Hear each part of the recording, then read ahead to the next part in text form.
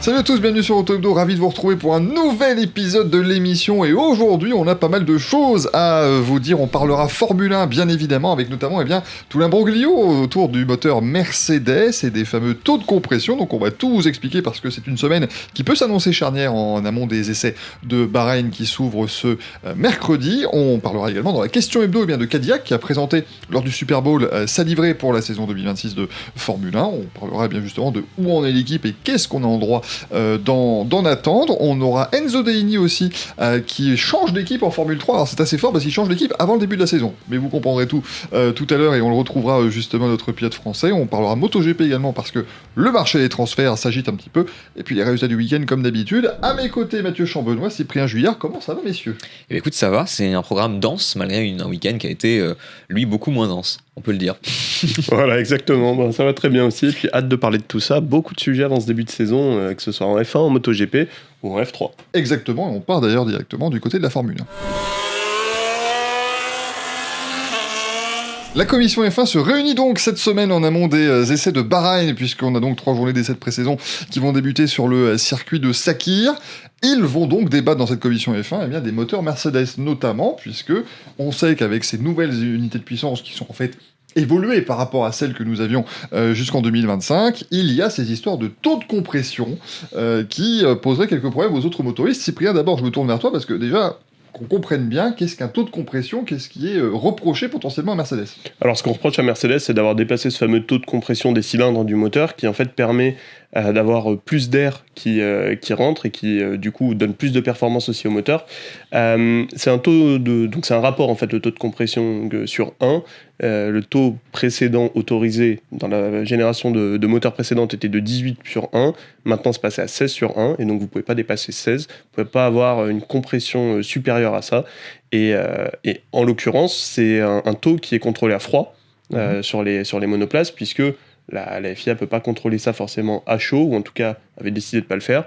Et Mercedes aurait trouvé une solution qui permet, pendant que la voiture roule, d'augmenter artificiellement ce taux de compression pour donner plus de performance à la voiture. On parle d'un gain estimé entre 15 à 20 chevaux, qui leur donne globalement 3 dixièmes d'avance, 3 dixièmes supplémentaires au tour, ce qui fait 17 secondes environ, si on donne des chiffres, sur l'ensemble d'un Grand Prix. Donc forcément, c'est un avantage de taille. 17 secondes, c'est beaucoup. Et même 3 dixièmes sur un tour, ou 15 à 20 chevaux sur une ligne droite, c'est énorme. C'est un dépassement. C'est oui. Et alors, ce qu'il faut notifier, effectivement, c'est qu'ils profitent de ça par rapport à la chaleur. On va pas rentrer dans un cours de mécanique des fluides ou autre, mais néanmoins, voilà, c'est cette chaleur dans le moteur qui permet d'avoir une compression supérieure. Je précise quand même que dans le règlement, parce que je suis allé par curiosité un petit peu le lire et le consulter, à aucun moment c'est précisé que ça doit être à froid. C'est écrit que c'est 16. Voilà. Oui, il n'y a pas d'autres précisions par rapport à ça, d'où le fait que les autres motoristes justement ne sont pas contents, parce qu'eux ont respecté cette règle et Mercedes finalement a profité d'une zone grise en disant ok, on est peut-être illégaux, mais vous ne pourrez jamais le savoir parce qu'en termes de mesures, c'est pas possible. Oui, non, en fait, c'est pas écrit que c'est à froid, parce que en fait, c'est juste le seul moment où la FIA peut faire ses contrôles. Exactement. Évidemment, sur un moteur froid, vous pouvez regarder le taux de compression. Sur un moteur qui roule, c'est pas du tout la même histoire.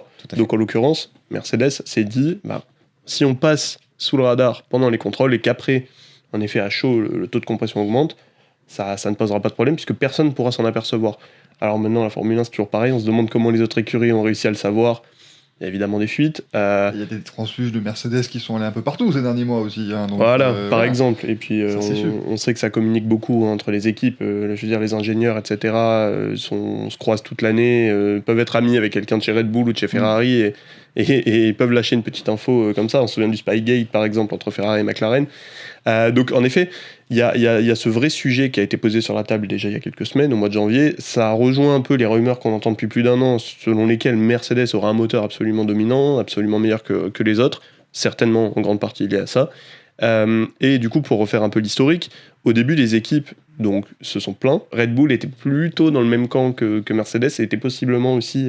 En tout cas, ils n'avaient pas pris position. Et donc, oui. on se demandait, on se demandait s'ils n'avaient pas trouvé la même astuce Exactement. avec leur Red Bull Powertrain Sport. C'est ça. Exactement. Et en l'occurrence, ce qui a beaucoup changé ces derniers jours, c'est que Red Bull s'est mis du côté des plaignants. Donc finalement, Mercedes se retrouve seul contre les autres. Et donc là, forcément, ça change un peu la face des choses. Oui, parce qu'on rappelle, souvent en commission F1, on agit à l'unanimité. Mais là, comme c'est un problème qui touche directement à la compétition et aux personnes engagées, on se doute bien que Mercedes ne va pas voter contre. Je me permets de mettre du conditionnel, mais voilà, il y aurait cette éventualité que s'il se trouve être 4 contre 1, parmi les 5 motoristes, eh bien, peut-être que la FIA déciderait, en tout cas, de changer les règles. En tout cas, c'est effectivement ce qui sera l'objet de cette commission, savoir si, effectivement, on touche au règlement. Est-ce que, sans toucher au règlement, on dit à Mercedes, bah non, effectivement, c'est illégal, on s'est rendu compte que, et donc on change, ou est-ce que, statu quo, on change rien, et auquel cas, effectivement, potentiellement, on a 4 autres motoristes qui sont quelque part lésés par la performance. Voilà, parce que rappelons qu'il y a une spécialité quand même aussi dans la Formule 1 de ces dernières années, et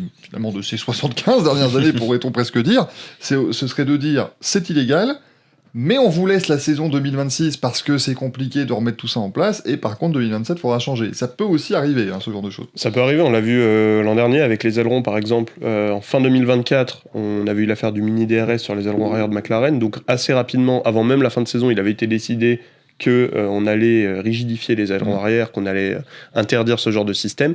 Et puis il y a eu le cas des ailerons avant qui lui a été décidé beaucoup plus tard, du coup. Je crois que c'était en début d'année dernière. Du coup, ils avaient décidé de changer leur mesure de la rigidité des ailerons avant, mais seulement à Barcelone, début juin. Et en fait, là, on se retrouve un peu dans le même cas de figure, c'est-à-dire que la Formule 1, par essence, c'est une discipline dans laquelle les équipes jouent avec le règlement, essaient de trouver les zones grises. Et c'est comme ça que les équipes gagnent, d'ailleurs.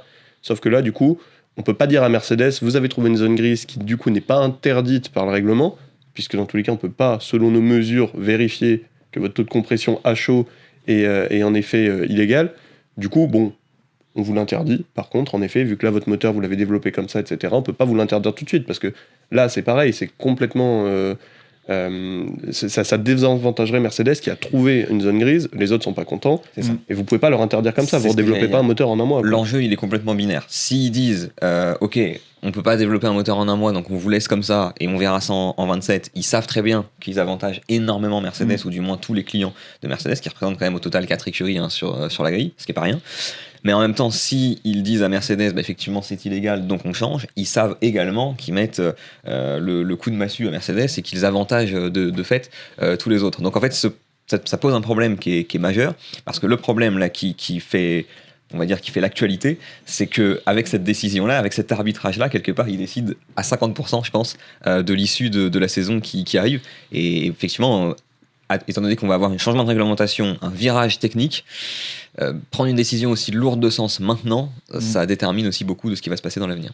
Ça pose une vraie question d'équité, parce qu'encore une fois, est-ce que vous sanctionnez Mercedes pour avoir fait quelque chose qui est un peu border, mais qui n'est pas vraiment non plus illégal, puisque, encore une fois, au sens c'est une zone grise. sensu de la règle, si, mais au sens de la mesure, c'est impossible. Bah voilà, c'est ça qui est compliqué. Mais oui, après, ce qu'il faudrait savoir du côté de la FIA, c'est est-ce qu'ils décident de mesurer à froid parce que ça leur convient et c'est comme ça qu'ils veulent faire, ou est-ce qu'ils n'ont techniquement pas les moyens de mesurer à chaud? Parce que c'est aussi ça qui joue et qui rentre en compte. On avait pas mal de problèmes. C'est la problématique de base de toute façon des ailerons flexibles. C'est très gentil de prendre un aileron avant et d'y attacher 2 fois 80 kg de chaque côté, mais quand vous avez 3 tonnes d'appui sur l'aileron avant en course, les forces sont forcément différentes. Et là, tu ne peux pas le juger. Donc là, c'est pareil. Si la FIA, et je pense que c'est aussi là que ça va se jouer certainement, si la FIA a un moyen aujourd'hui factuellement de contrôler à chaud, ils peuvent très bien dire, bah voilà, maintenant on contrôle à chaud, débrouillez-vous. S'ils n'ont pas de moyens, ils vont se retrouver dans une situation où ils vont devoir admettre que, écoutez, bravo Mercedes, vous nous avez eu, mais on peut pas faire mieux que ce qu'on a là. Et dans ce cas-là, les autres vont devoir développer leur moteur pour atteindre aussi cet objectif-là. Oui, et puis ça rappelle un peu ce qui s'était passé avec Ferrari en 2019, on en parlait avant l'émission entre nous, Ferrari qui avait un moteur qui était illégal, et il y avait eu un accord passé avec la FIA pour justement qu'ils changent leur moteur, mais on les avait plutôt quand même laissé faire pendant un temps. Ouais. Et on avait bien vu que quand ils avaient dû se remettre dans le rang, la monoplace, elle marchait pas de la même manière. Quand même. Ouais. Non, mais c'est ça. Mais là, en plus, là, il y avait... Là, au moins, ce qui est bien, c'est que tout est public déjà, parce que on rappelle que Ferrari, c'était quand même un accord secret. On s'est douté de quelque chose en voyant la rapidité des Ferrari en ligne droite. On se dit, c'est quand même bizarre. Et fin d'année, on dit non, mais rassurez-vous, il y avait un accord. Voilà. Ça n'est pas illégal, mais ça n'est pas légal. D'accord, on avance là-dessus, au moins, c'est bien. Donc là, on verra ce que la commission F1 va statuer. On rappelle que le début de la saison de Formule 1, c'est dans un mois. Donc il va falloir aussi, bien sûr, s'y mettre. Et un moteur, ça se développe pas comme ça, encore une fois. C'est assez rapide. Et ouais, parce que le problème, c'est qu'effectivement, ils peuvent certainement se mettre dans les clous en bridant leur moteur, mais les 15 chevaux gagnés vont peut-être en perdre 25, parce qu'en bridant le truc, ils vont changer la manière dont le moteur fonctionne globalement. Ce sera pas optimisé, c'est sûr. Voilà, ce sera pas Et à aussi noter que le principal problème pour les écuries, justement, là en ce moment, c'est la synergie entre le moteur et la monoplace. Ils ont du mal à trouver de la performance au moment où ils mettent le moteur dans la voiture, ce qui est quand même un peu problématique, parce que c'est le concept, mais notamment McLaren qui avait un petit peu de problème par rapport à ça. Donc s'ils venaient à changer, ce serait une catastrophe pour tous les clients. Oui, parce qu'il faut aussi rappeler que les motoristes fournissent des moteurs, mais eux, les écuries d'usine, on va dire, qui ont leur propre moteur, comme Mercedes, comme Ferrari, savent comment l'imbriquer dans leur monoplace. Bien sûr. Alors qu'ils fournissent à McLaren juste le moteur. Ils donnent pas la notice aux autres. Voilà, ils donnent pas la notice aux autres. Donc, même ils sont quand vous êtes obligés de écurie... donner le même moteur, ce qui est déjà une avancée par rapport à 2014, mais ils ne sont pas obligés de dire comment ça fonctionne. Voilà. Par exemple, le McLaren, c'est un problème d'alimentation en carburant qui avait empêché Piastri de rouler à Barcelone. Donc ça, c'est des choses qui sont plus dépendantes des équipes clientes finalement que du constructeur. Mais en effet, juste pour terminer sur le sujet, on revient sur ce que tu disais tout à l'heure, Mathieu, c'est que Mercedes, c'est quand même 4 écuries clientes. Et pas des petites. Il y a Mercedes aussi, enfin 3 écuries clientes plus Mercedes, du coup il y a Mercedes, il y a quand même McLaren, les champions en titre, il y a Alpine qui a de plutôt grandes ambitions pour cette année, et Williams qui, pareil, vise le top 5. Là, si on handicape 4 équipes plutôt de premier rang, de première partie de tableau, qui en tout cas ont l'ambition d'y être, ça va après, faire dans mal. l'autre sens, tu prends la décision autrement et tu handicapes Ferrari, tu handicapes Aston Martin qui vient avec des ambitions, tu handicapes. Enfin, tu vois, c'est. Audi qui arrive. Voilà, il y aura toujours en fait des gens qui seront lésés, ça c'est sûr. Maintenant, voilà, à voir comment ça va être fait. Vous retrouverez d'ailleurs, j'en profite pour faire notre petit instant promo, mais Tu vous fais bien. retrouverez notamment ces problématiques-là et beaucoup d'autres dans notre guide Formule 1 qui sort non pas cette semaine, mais la semaine prochaine.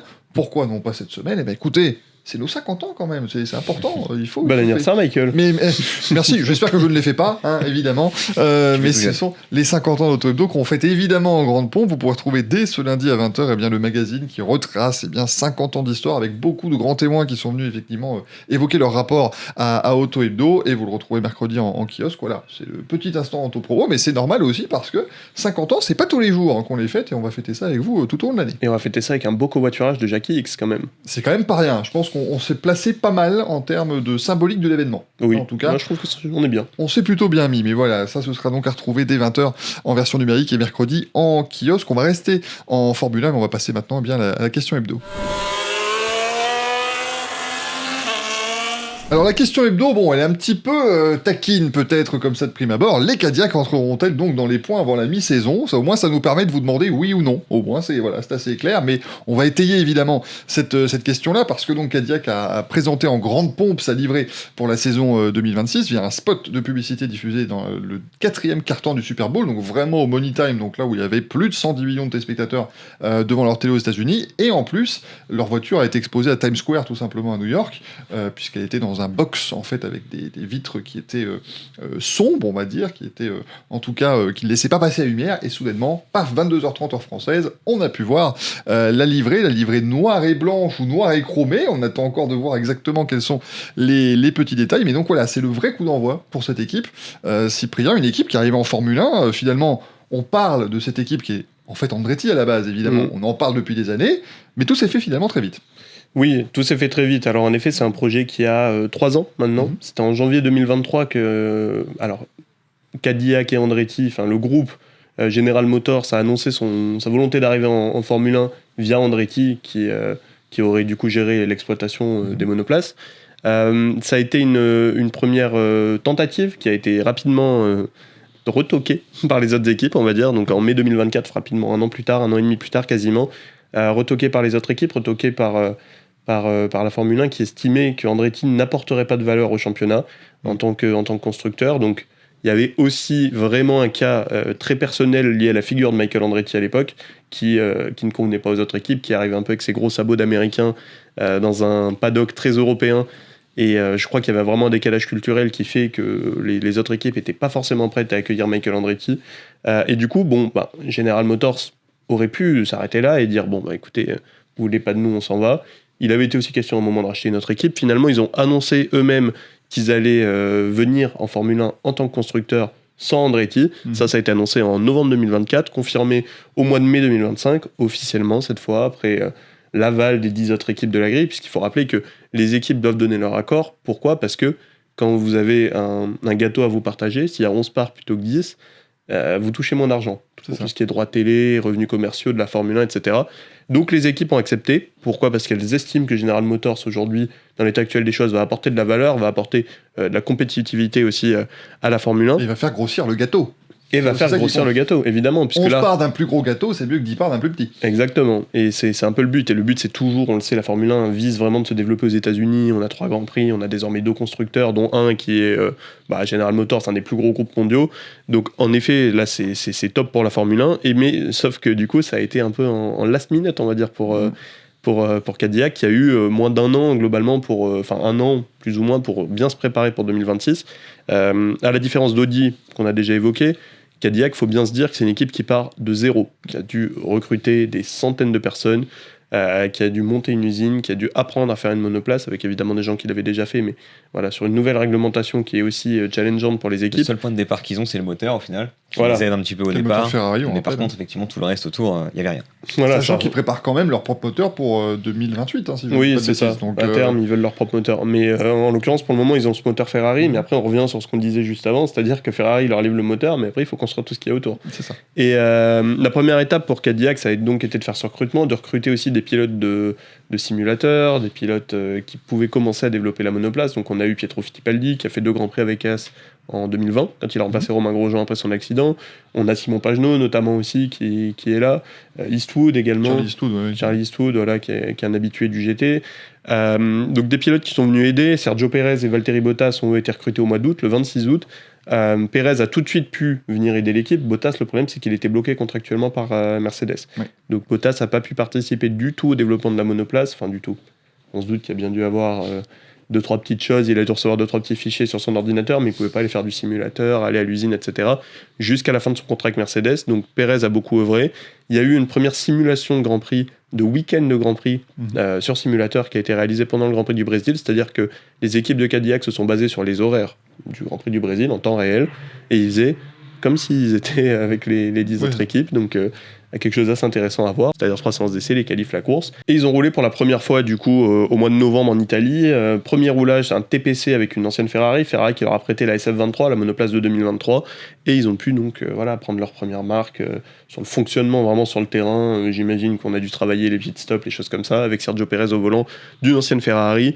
Et enfin, voilà, ce mois de janvier, premier roulage le 16 janvier de la nouvelle Cadillac, le Sheikh Donna Silverstone, et Cadillac qui était présente aux essais de Barcelone ensuite, ce qui fait déjà d'elle une meilleure élève que Williams, par exemple. C'est le problème, oui. Même Aston Martin qui n'a fait qu'une journée et demie. Voilà, Encore, parce que une journée et quart. eux, ça a été la 3e équipe qui a le moins roulé. Ils ont fait 164 tours, c'est l'équivalent de 763 km. Mais il faut bien se dire que réaliser ça, arriver déjà à faire autant de tours en un peu plus d'un an, c'est déjà un exploit colossal quand on voit justement les difficultés d'Aston Martin, les difficultés de Williams et globalement les difficultés de fiabilité qu'ont touché d'autres équipes. On pense à Audi aussi.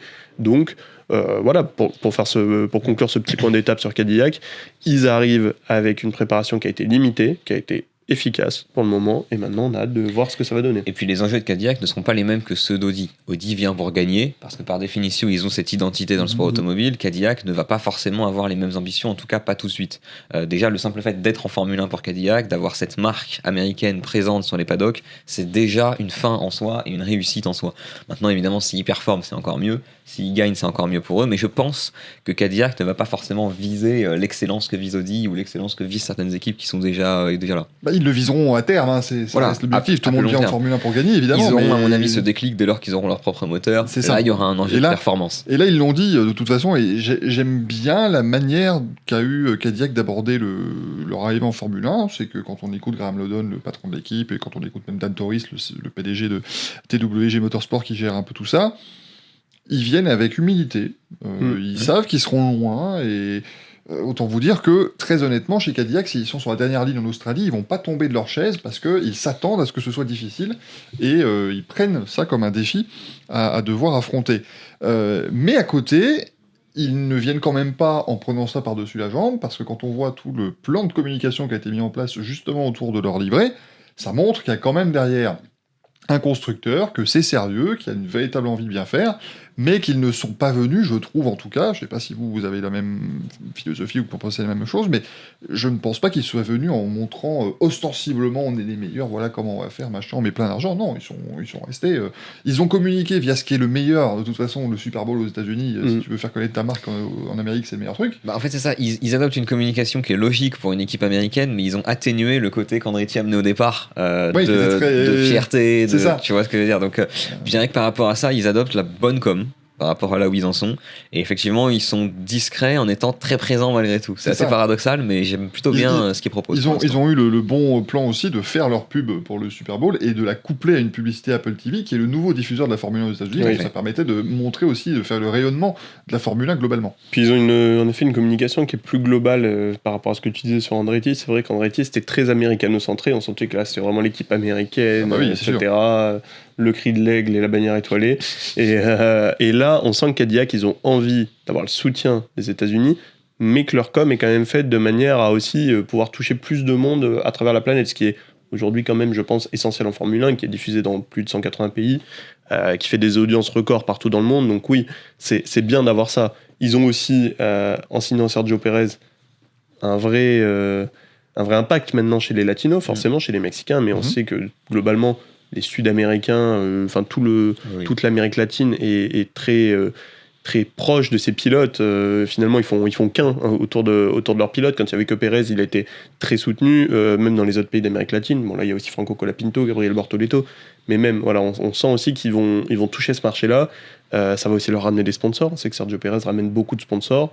Valtteri Bottas, lui, il va moins leur ramener une image et un marché, mais il va leur ramener aussi beaucoup d'expérience. Donc je trouve que tout a été très bien pensé, très bien timé aussi, tout est très bien fait pour le moment. En effet, comme tu dis, on voit qu'ils arrivent avec de l'humilité, mais quand même une envie de faire parler d'eux, une envie de se mettre en avant et une envie de faire fonctionner leur projet. Ce qui va être intéressant avec Cadillac, c'est de savoir justement la suite. Je ne vais pas trop m'avancer, mais effectivement, là, ils avancent avec beaucoup de prudence, ne serait-ce que le choix des pilotes. Bottas, Pérez, on sait qu'ils ne sont pas là pour apporter de la perf tout de suite, même s'ils ont été tous les deux vice-champions dans leur carrière. Ils sont là pour apporter du développement. Moi, je dirais presque que c'est un petit peu les ingénieurs de luxe, en quelque sorte. Ouais, c'est-à-dire qu'ils sont là pour développer la voiture plus rapidement. Maintenant, effectivement, là où on va les attendre, c'est au moment où ils vont devoir passer un step, c'est le moment où ils vont devoir, par exemple, changer l'un des deux, voire les deux pilotes. Et c'est au moment où ils vont passer, à mon avis, dans la phase 2 du projet, que là, ils seront particulièrement attendus et qui seront plus les petits nouveaux, quoi. C'est surtout à ce moment-là. Surtout que la phase 2, on la connaît. Pour eux, l'objectif, c'est que Colton Herta performe en F2 cette année et qu'il soit dans la voiture l'an prochain. Oui, on pense à Guan Yu Zhou aussi, qui est quand même pilote de réserve, qui apporte énormément d'argent, lui, pour le coup, et qui serait intéressant sur le plan financier, notamment, d'être dans la voiture. Donc, Colton Herta, il faut qu'il performe. Hein. Il a encore beaucoup de travail. On en parlera à l'occasion. Qu'il fasse la saison. Formule 2, c'est quand même un autre paire de manches, surtout l'année prochaine. Mais en tout cas, voilà, Cadillac construit son projet, avance ses pions tranquillement. Cette saison, on va pas être très regardant. Maintenant, on verra la suite. Mais en un mot, du coup, messieurs, on prendra les points avant la mi-saison. Justement, c'est exactement ça. C'est que cette année, ce qui va être intéressant de voir, c'est la progression. Et tu parlais de la dernière ligne en Australie. Je pense, honnêtement, que ce serait un peu la honte pour une autre équipe de derrière Cadillac sur la grille en Australie. On voit que Williams c'est compliqué, mais on espère que ça va aller mieux à Bahreïn. Ils auront de la perf normalement. Oui. Bah c'est ça. Normalement ils auront de la perf, ils auront le moteur Mercedes. Bah Audi en fait, la vraie inconnue ça reste Audi parce que c'est un nouveau moteur quand même. C'est une équipe éprouvée, mais il y a quand même un nouveau motoriste. Mais tu vois la différence entre Audi et Cadillac, c'est qu'Audi a un nouveau moteur, mais Audi ils ont annoncé leur arrivée en août 2022. Oui, je suis d'accord. Cadillac est arrivé en novembre 2024. Il y a 2 ans et demi d'écart entre les deux. J'ai envie de me mouiller, je te dirais oui. Ils vont rentrer dans les points avant la mi-saison parce qu'il va y avoir tellement de chaos potentiel et de surprises. En plus, Grand Prix, il y en aura bien un sous la pluie ou Bottas un week-end. C'est ça, voilà. En fait, c'est ça, c'est les pilotes aussi. S'ils venaient avec des pilotes aussi très jeunes, je me serais dit non, là c'est mort, c'est pas possible, ils vont devoir tout apprendre. Là, ils ont quand même 2 pilotes qui connaissent la Formule 1. Je me suis renseigné juste avant, 527 Grands Prix cumulés entre les deux. Oui. Quand même pas rien non plus. Donc effectivement, ils vont savoir ce qu'ils feront. À mon avis, ils feront pas d'erreur eux. Et si la voiture n'est pas défaillante non plus, la performance, ils la trouveront factuellement. Beaucoup de performances, on rappelle 527 Grands Prix, ça n'est que la moitié des Grands Prix de Fernando Alonso en Formule 1, donc très sur les 5 dernières années. Fernando, il est hors catégorie aussi, forcément. Non, mais par contre, moi je vais plutôt répondre non, parce que je pense que cette année on aura plus d'écart entre les monoplaces que les années précédentes. Ouais. Je veux dire, si vous vous souvenez, justement après 2014, toutes ces années-là, on avait des petits constructeurs qui étaient très loin quand même du reste. On pense à Marussia, Caterham, etc. Plus récemment, on a eu Haas en 2021, l'année avec Schumacher et Mazepin, où Haas était à des à des années-lumière du reste de la grille. Alors, ils avaient peut-être pas les 2 meilleurs pilotes du monde, c'est sûr. Williams, c'est une Schumacher, époque. qui était... Voilà, Williams, c'est une époque. Mais Schumacher était un bon As, quand pilote. ils sont arrivés en F1, ils ont fait 6 et 5e sur le premier Grand Prix, hein, donc on n'est pas à l'abri d'une belle surprise. On n'est pas à l'abri d'une belle surprise, c'est vrai. Mais moi, je dirais plutôt non, parce que je pense que Cadillac part de trop loin et qu'il y aura trop d'écart pour que même avec des circonstances de course, ils puissent marquer des points. Après, oui, évidemment, la pluie, comme tu dis, il y a bien un Grand Prix où Bottas sera 8e. Je pense que la question de marqueront-ils des points, du coup, peut-être oui, en cas de fait de course. Feront-ils une Q3 ? Oh, ça fait compliqué. Là, par contre, je suis d'accord. là, je dis non, et je suis plus convaincu de ça, à mon Je avis. suis assez d'accord aussi, effectivement. Ça, on verra en tout cas. N'hésitez pas à nous dire ce que vous en pensez dans les commentaires et sur autohebdo.fr à partir de 20h. Répondez vous aussi à notre question hebdo, comme tous les lundis. C'est un petit peu le principe d'une question hebdomadaire, finalement. Hein. Ah, c'est fort, ça. On a brainstormé. Et J'avais pas pensé, ouais. C'est dans le nom, du coup. Ouais. Tout est lié. Hein. Vous remarquerez qu'il y a quand même eu. Voilà, C'est super cohérent. voilà, Tout c'est est hebdo cohérent. chez nous. Il y a quelque chose qui est bien fichu. C'est auto-hebdo, question hebdo. On est là, voilà, c'est très très bien. Et l'émission hebdomadaire tous les lundis à 19h sur YouTube. Et en podcast aussi, hein, si jamais vous voulez nous écouter, vous pouvez également le faire. Mathieu, je me retourne vers toi parce que tu as eu l'occasion de parler à Enzo Dellini, notre pilote français, l'un de nos pilotes français en Formule 3 Tout à fait. pour cette saison, qui change d'équipe, alors que la saison ne commence pas encore avant le mois de mars. Je sens que tu veux du contexte, Michael. Certainement, oui. Bon, alors d'abord, la Formule 3 reprend, si on peut dire, cette semaine, en l'occurrence, en parallèle des tests de Bahreïn. Ce sera donc du 11 au 13 février, où ils seront à Barcelone, les pilotes de F3, pour justement commencer un petit peu à tester. Alors, il y en a qui ont déjà testé les voitures en post-saison 2025, mais ça fait déjà un moment. C'était en octobre dernier, donc là, ils vont pouvoir revenir en piste. Ça va permettre d'avoir une première hiérarchie, même si on s'en doute forcément, avec Trident et Campos qui seront attendus devant. Ça va surtout permettre aux pilotes qui n'étaient pas là en post-saison de s'habituer un petit peu. Ce sera justement, ils auront 3 jours, et le 4e jour, comme me disait très justement Enzo, ce sera les qualifications à Melbourne, donc effectivement ça va arriver très vite pour eux.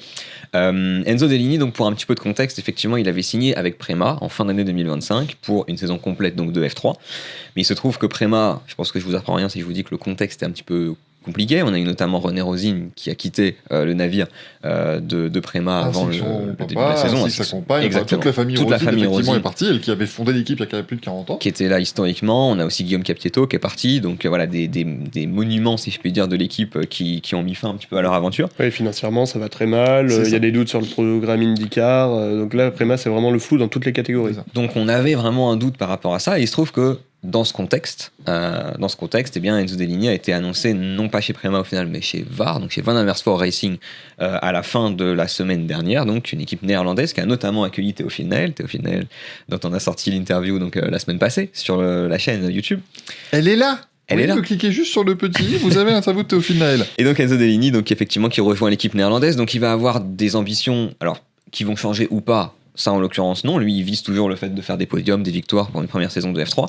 En revanche, là où ça va être un gros défi pour lui, ça va être de s'adapter rapidement, et notamment s'adapter dès la semaine prochaine, puisqu'il va monter dans la voiture pour la première fois la semaine prochaine. Donc, on va justement l'écouter, Enzo Dellini, sur les enjeux qui arrivent cette semaine donc à Barcelone. Barcelone, tout le monde a beaucoup roulé, donc ça va pas être nécessairement pour apprendre la piste ou quelque chose comme ça, mais plus pour m'intégrer bien et me sentir bien, ouais. L'année dernière, le plus de où il y avait le plus de marge de progression, je dirais, c'est juste sur sécuriser genre des points, parce que l'année dernière, il y a plein de fois, j'aurais pu juste être plus safe et marquer des points au lieu d'essayer de faire le move pour la gagne ou des choses comme ça. Mais c'est un truc dans moi où j'ai l'impression que je suis très agressif, et quand je suis dans la voiture, j'ai envie de gagner. Et après, quand je sors de la voiture, je me dis putain, c'était chaud, genre j'aurais pas dû faire ça.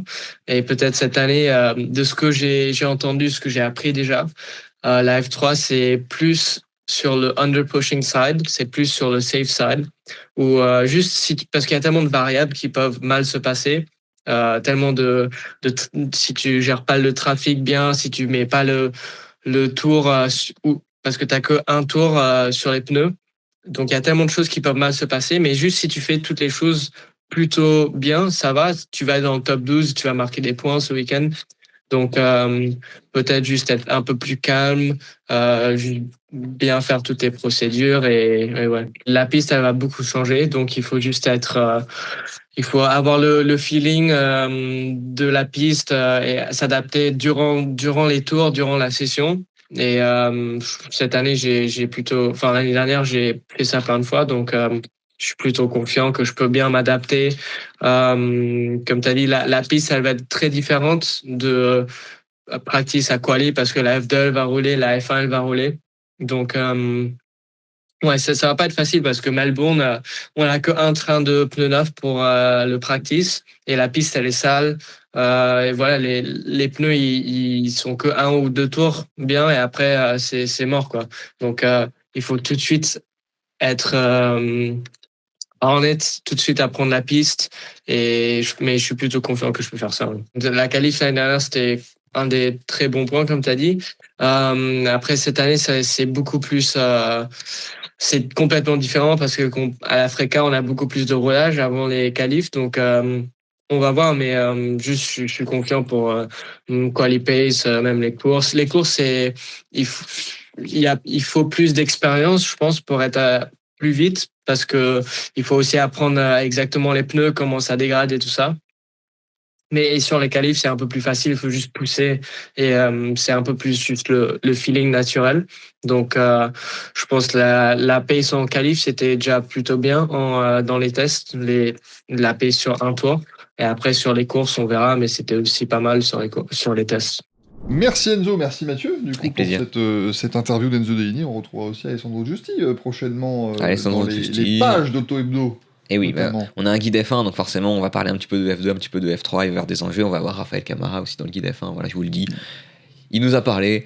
Excusez-moi, on Favori. parlait de cohérence il y a quelques instants. Il y a un guide F1, on va parler de F2 et de F3. Il m'a perdu. Écoutez. Je ne sais pas vous, mais Tu me parles de Cadillac où on voit l'avenir. Nous, on essaie de voir l'avenir sur les catégories jeunes. c'est ça. Ça, c'est encore une fois, on rappelle, c'est très important de suivre les catégories de monoplace parce que ça vous permet en soirée de briller 5, 6, 7 mais ans plus oui. tard, dire mais je l'ai vu en F4, moi, mais évidemment, mais bon, N'hésitez pas. je le suis depuis qu'il est grand comme ça. Voilà, ça permet encore une fois de se donner un petit peu de prestance socialement, et donc c'est très très bien. Je ne fais ça que pour ça. Je n'en doute absolument pas, mon cher Mathieu. Le MotoGP, on va en parler tout de suite. Le MotoGP, alors, force est de constater qu'on va même pas vous parler de 2026. Donc, vraiment, on est sur une émission qui voit l'avenir, aucun problème. 2027, ça commence déjà maintenant, entre guillemets, puisqu'on a les premières signatures qui ont été annoncées. Pour l'instant, on a 3 pilotes qui ont un guidon pour l'année prochaine. Joan Zarco, Diego Moreira, les 2 pilotes de Chelser. Ça, il y aura un statu quo, même si Zarco, c'est plutôt un contrat Honda. Donc, Moreira à aussi, voir. d'ailleurs. Et Moreira aussi, c'est vrai, effectivement. Donc, à voir où ils évolueront, mais on imagine que le Brésilien devrait rester chez Chelser au moins pour une deuxième saison. Même si on n'est pas à l'abri qu'ils nous surprennent cette année, le champion du monde Moto 2. Marco Bezzecchi s'est marié avec sa moto. Il l'avait demandé en mariage à Valence. Et bien voilà, elle a dit oui. Et du coup, eh bien, il prolonge également l'aventure avec Aprilia. Ce qui fait qu'on a donc 3 guidons pour 2027. Et alors tout le reste, par contre, là, maintenant, vous prenez boule de bowling, vous la lancez, et puis tous les autres sont les quilles, hein, globalement. Ça peut aller dans tous les sens. Ça peut aller vraiment dans tous les sens. Alors là, du coup, j'ai lu dans ma boule de cristal l'avenir. Je vais te l'annoncer. Fabio Quartararo va chez Honda. En tout cas, c'est les rumeurs. C'est les rumeurs du paddock, en tout C'est les cas, rumeurs sûr. qui Parce que bruissent là, pas on mal. va... Cristal qui parle au conditionnel, on va dire. Mais Voilà, c'est ça, c'est- c'est boule de cristal qui dit non, mais peut-être que, voilà. Fabio Quartararo pourrait aller chez Honda. Pourrait potentiellement aller chez Honda. Non, c'est les rumeurs qu'on entend beaucoup ces dernières semaines. Alors là, en effet, ça part dans tous les sens parce que les pilotes veulent être fixés rapidement. Alex Marquez, Bagnaia, par exemple, l'ont dit. Ils ont dit qu'ils aimeraient être fixés sur leur avenir avant le début de la saison. Sauf que, C'est en 3 semaines. voilà, exactement. Déjà, premier problème, c'est dans 3 semaines. Deuxième problème, pour une équipe, engager un pilote avant le début de la saison, c'est aussi prendre un risque. C'est-à-dire que vous ne savez pas comment le pilote va performer. Et puis aussi, c'est Jorge Lorenzo qui rappelait qu'un pilote, on se souvient que de ses 3-4 dernières courses. Et en l'occurrence, quelque chose que partage Bagnaia. Et quand on pense à Bagnaia, qui lui ne sait pas de quoi son avenir sera fait, il faudrait mieux pas se souvenir des 3-4 dernières courses de Pecco Bagnaia, honnêtement, ni de la dernière saison de Pecco Bagnaia. Non, C'est-à-dire c'est qu'il a quand même écorné son image, et dans son intérêt, lui, il a plutôt, je pense, intérêt à attendre. Parce que là, il a une cote qui est moins haute qu'elle l'aurait été il y a un an, où je pense que tous les constructeurs l'auraient signé. Aujourd'hui, Bagnaia, c'est plus compliqué. Sera-t-il prolongé par Ducati ? La question se pose, parce qu'on entend des rumeurs d'une arrivée de Pedro Acosta. Oui, chez c'est ça, Ducati. aux côtés de Marc Marquez, qui n'a pas re-signé, mais c'est vraiment dans les cartons. Et Voilà, c'est en très bonne voie. de toute façon, Ducati serait très bête de ne pas re-signer Marc Marquez, et Marc Marquez serait très bête de ne pas faire un nouveau contrat avec Ducati non plus. Donc, C'est au rayon des exactement. évidences. Là. voilà, on se doute que là, il y aura des choses effectivement qui vont converger, mais ouais, Pedro Acosta pourrait être avec lui. Pedro Acosta pourrait être avec lui. Alors du coup, ça pousse Bagnaia dehors. Parce que vous allez voir, on va faire des allers-retours. On va faire prendre des cases. Si Acosta arrive chez Ducati, où va Bagnaia ? Bagnaia, on ne sait pas. Il y avait une option qui était qu'il reste chez Ducati dans une équipe satellite. Il a plutôt balayé ça en disant moi je suis un pilote de top niveau, je serai dans une usine. Un peu comme ce qu'avait fait Jorge Martin après son titre avec Pramac en disant moi si je vais pas chez Ducati, je vais aller dans une usine. Il avait rejoint Aprilia plutôt que de garder la meilleure moto dans une équipe satellite. Si je puis me permettre, si j'étais Francesco Bagnaia, au moment où Valentino Rossi va glisser la feuille avec le contrat VR46, j'y jetterais quand même un œil. Voilà, moi je suis assez d'accord avec ça. Ça me paraîtrait, parce que, pour qu'on recontextualise globalement, Pecco Bagnaia est un pur produit de l'école VR46, la structure de Valentino Rossi, donc on se doute qu'il y a des grandes chances qu'il aille chez eux si jamais il venait à perdre son guidon. Le problème, parce que VR46 va aussi prendre une part dans ce mercato, c'est qu'ils ont actuellement Franco Morbidelli, aussi pur produit de la VR46 et qui se retrouve là aussi parce qu'il a ses liens très forts avec Valentino Rossi. On a Fabio Di Gianantonio qui lui n'est pas de la famille à la base entre guillemets mais qui fait des bonnes performances et qui mériterait de garder ce guidon. Et puis on a Luca Marini parce que si demi-frère de Valentino Rossi. littéralement demi-frère de Valentino Rossi. Lui c'est littéralement la famille si vous voulez. Ouais. Et Luca Marini qui commence à faire des belles perfs chez Honda, mais si Honda décide de garder par exemple pour Admire avec Fabio Quartararo potentiellement qui pourrait rejoindre, il faudrait peut-être que Marini aille ailleurs aussi. Donc ça va se bouger. Mais si Acosta part chez Ducati, ça ouvre une place chez KTM. Oui, alors du coup, Pecco Bagnaia, la meilleure option, ça serait peut-être KTM. Il y a une autre option qui existe, c'est Aprilia aussi.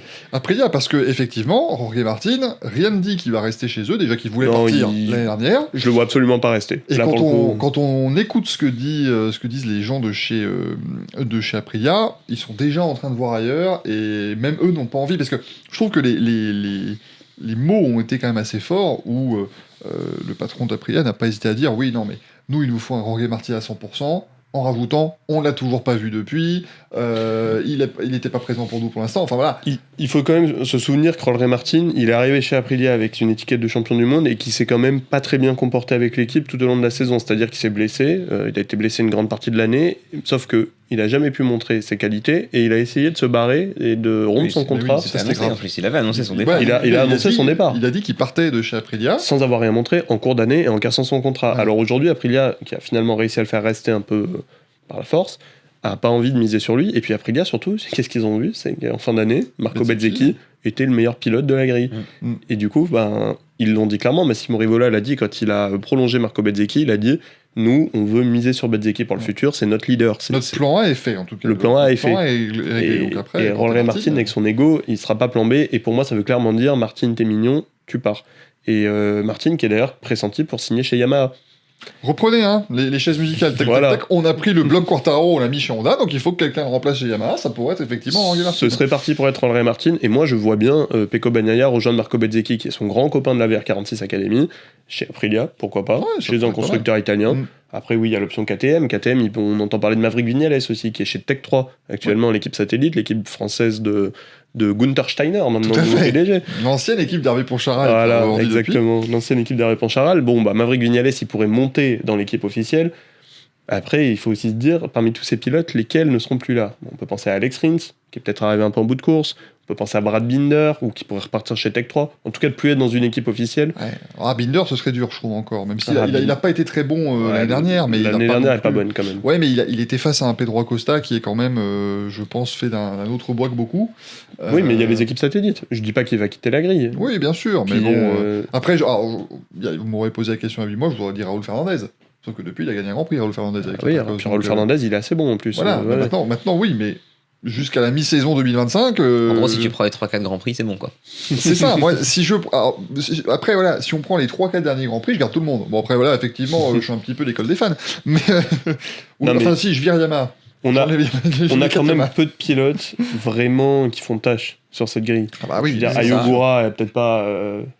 Ayogura, l'an dernier, il démarre en chapeau quand même. Il fait 5ème en Thaïlande, puis après il fait plus rien de la saison. Mais c'est violent. Non, c'est un peu violent, mais c'est vrai, il est pas très marquant. Oui, parce qu'effectivement, ils sont plusieurs clés de voûte. On pourrait imaginer que Fabio Quartararo soit justement le numéro 1, mais Bagnaia, lui aussi, peut être une clé de voûte dans la mesure où lui, son départ est quasi acté. En tout cas, il peut l'être aussi. Attention qu'il ne pêche pas par excès d'orgueil, hein, c'est ce que vous disiez un petit peu tout à l'heure. Donc il y a plusieurs choses comme ça qui peuvent se faire et surtout se débloquer un petit peu en fonction de qui lâchera du lest en premier. C'est un petit peu là où je voulais en venir. Ça va être un jeu de domino. Le premier qui tombe fera tomber les autres parce qu'on n'a pas parlé non plus de tous les pilotes qui sont pas encore dans les équipes d'usine et qui prétendent à y être. On peut penser à Alex Marquez qui est quand même vice-champion du monde, qui peut prétendre à une usine, qui peut aller chez KTM par exemple. Pourrait aller chez Ducati avec son frère, hein. Ouais, qui pourrait aller chez Ducati avec son frère aussi. On n'est pas non plus à l'abri de ça. Hein. Non, on n'est pas à l'abri de ça. Si Ducati veut les meilleurs pilotes Ducati, ils s'appellent tous les deux Marquez pour l'instant. Pour le moment, oui. Mais pareil, on a Ferminal de Guerre aussi, chez Gresini, qui pour le moment est blessé, mais qui a fait une très très bonne première année. Il manque encore un peu, mais c'est vrai qu'il est pas loin. Ouais, c'est ça, il gagne quand même un grand prix en fin d'année et tout. Donc, au final, tu te dis que tu as 10 guidons d'usine. Et t'as peut-être une quinzaine de pilotes qui peut les mériter, voire plus, sur la grille. Donc, et puis t'en as en Moto 2 qui vont commencer à avoir les dents longues aussi. Hein. Puis il y en a en Moto 2 qui arrivent. Donc non, ça va être... pense à Barry Baltus, par exemple, notre pilote belge qui pourrait... Ça va être à suivre. Barry Baltus qui va vouloir jouer le titre cette année. Voilà, s'il arrive au relevé d'un titre de champion du monde alors qu'il est encore très jeune et qu'il y a un nouveau règlement de 2027, il peut commencer à attirer pas mal... Les regards des équipes sur lui. Donc ça va être très sympa à suivre encore une fois cette saison de MotoGP et surtout cette silly season qui risque de se décanter encore dans les semaines qui viennent avant le Grand Prix de Thaïlande. On va terminer comme toutes les semaines avec quelques résultats de ce week-end. Et ce week-end, c'était du côté d'Abu Dhabi la finale de l'Asian Le Mans Series, les 2 dernières courses de la saison, 4h le samedi, 4h le dimanche. On salue CrowdStrike Racing by APR qui a remporté la course du samedi et qui le dimanche a remporté le titre tout simplement. La voiture numéro 4 pilotée par Louis Delétraz, Malte Jacobsen et George Kurtz remportent le titre en AMS, ce qui est déjà très bien de gagner un championnat, mais surtout ça leur permet de remporter une invitation pour les 24 heures du Mans. On connaît maintenant bien justement les 10 invitations remises par la CO pour les prochaines 24 heures du Mans. En GT3, c'est le Kessel Racing qui a remporté le titre et donc cette invitation. En LMP3, victoire de Celix Motorsport au niveau du championnat, mais le LMP3 ne procure pas d'invitation pour les 24 heures du Mans, mais on salue la structure notamment de Nicolas Lapierre qui a remporté le titre et qui aurait pu quasiment gagner toutes les courses de la saison, même si ce dimanche à Abu Dhabi, ça s'est terminé un petit peu en eau de boudin. Ils se sont fait percuter sur une relance par l'un de leurs adversaires alors qu'ils jouaient justement la victoire. On est aussi très content de vous dire que Michael Jensen et Memo Guidley vont bien après leur terrible sortie du début de course, puisqu'après une quarantaine de minutes dimanche, il y a eu un drapeau rouge après un très très très gros carton. Heureusement, ça a l'air d'aller en tout cas pour les deux pilotes. Memo Guidley, lui, était même à l'interview, mais Michael Jensen est sorti lui-même de sa voiture et donc ça a l'air d'aller pour les deux et on en était rassurés parce que l'Oreca de chez Algarve Pro Racing avait terminé dans un sale état. Ah oui, elle était désintégrée. Ouais, puis l'impact lumineux au moment du crash contre le rail, c'est assez violent. En fait, l'avant de la voiture s'est un peu mis entre les deux rails, justement, comme on le rappelait avec Romain Grosjean, on en parlait tout à l'heure. C'est un petit peu la même chose et ça avait vraiment arraché tout l'avant de la voiture, mais heureusement, la sécurité moderne fait que les deux pilotes ont pu s'extraire eux-mêmes de leur voiture. Et puis je suis content de vous dire qu'on a quand même enfin eu le clash en NASCAR, hein, cette fameuse course hors championnat. On aurait dû vous en parler la semaine dernière, hein, puisque ça devait avoir lieu le premier dimanche de février. Mais il neige, Michael. Il neige, donc ça a été reporté au lundi, mais il neige toujours, Michael, donc ça a été reporté au mercredi. Bon bah écoutez, Ryan Preece s'est imposé, c'est la première fois que Ryan Preece s'impose en NASCAR Cup Series, même si évidemment ça ne compte pas au championnat ici. Il s'est imposé sur une course de 80 km en 2h20. Voilà. Ah, c'est beau. C'est en vélo, non ? C'était bien. C'était très sympa cette affaire. Très noble idée de la part d'un NASCAR de faire une course de 200 tours et de dire que les tours sur drapeau jaune ne comptent pas. D'ailleurs, Pogacar a fait podium. Bien sûr, bah, évidemment. Lui. Déjà un gros début de saison pour Tadej Pogacar. Mais non, voilà. Donc les tours sur drapeau jaune ne comptaient pas, ce qui veut dire que quand il y avait un drapeau jaune, il tournait. Mais il fallait qu'il continue ensuite. Bien sûr. Et ensuite, il fallait repartir. Donc ils ont dû remettre le plein dans les voitures. Et il y a eu une averse de grêle pendant la course. Bon, bah écoutez, voilà, à un moment donné, on fait ce qu'on peut. Bienvenue aux États-Unis, finalement. Voilà, visiblement, la Caroline du Nord ne voulait pas que cette course ait lieu. Bah, elle s'est quand même terminée. Et la NASCAR, ça commence pour de bon ce dimanche avec le Daytona 500, la course la plus prestigieuse de la saison. Ce qui veut dire que tous les lundis, maintenant, je vais pouvoir reparler de NASCAR. Et je sais que vous en êtes tous ravis. Surtout mes deux comparses qui sont ici à mes côtés. Voilà. Bon, après, il nous a déjà parlé de Frémette et de Frotte pendant tout le mois de janvier. La Frémette revient cette semaine. La Frémette termine sa saison ce week-end du côté du Qatar. Enfin, ce week-end, cette fin de semaine, dirons-nous. Vraiment fin de semaine. On termine le vendredi pour le Voilà, c'est ça. La saison se termine le vendredi, mais on en parlera dans l'émission de la semaine prochaine. On vous parlera également donc des essais hivernaux de Formule 1 qui commencent à Bahreïn. Et puis il y a pas mal de petites choses. Un rituel également ce week-end. La Formule 1 en Arabie Saoudite. Les 12 heures de Bathurst, toujours l'une des courses les plus hallucinantes de la saison sur ce circuit de la montagne du Mount Panorama. Donc voilà, on a pas mal de petites choses à vous évoquer. On vous rappelle quand même que c'est notre anniversaire, hein, les 50 ans d'Auto Hebdo, c'est à retrouver à partir de 20h en version numérique et ce mercredi en kiosque. Merci Cyprien, merci Mathieu. Merci à toi. Merci Michael. Merci à vous de nous avoir suivis. À la semaine prochaine, ciao ciao.